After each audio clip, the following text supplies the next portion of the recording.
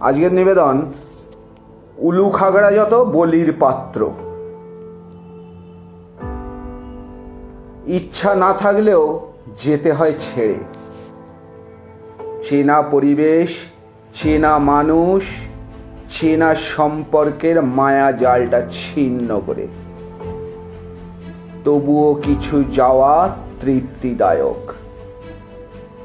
কিছু আবার দিয়ে যায় গভীর ক্ষত, রেখে যায় মলিন কালশিটে দাগ, যা আজীবনই থেকে যায় অক্ষত।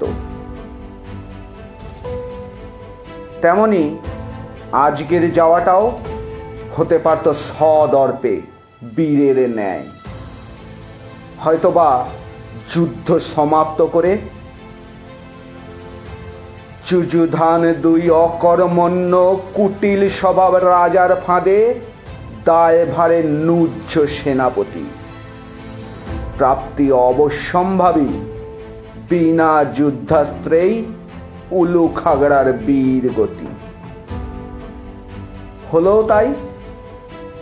আখেরে কিছু তাঁবেদারি সৈন্যের লুটতরাজ পথের আগাম সম্প্রসারণ,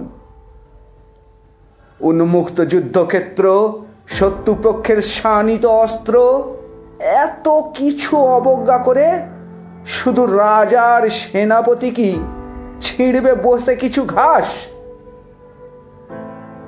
আঁতারটা তো সেখানেই। ঘর শত্রু বিভীষণেরা যে সবার অলক্ষ্যেই রাজাকে উপহার দেবে সুখের স্বর্গবাস। কি লাভ এত উলুখাগড়া পুষে? এর চেয়ে ঢের ভালো রাজত্বের বেঁচে থাকা সময়টা কোনো মতে কাটিয়ে দেওয়া, সেনাপতির ঘাড় মোটকে কিছু রামভক্ত হনুমানের অব্যর্থ তেল মালিশে।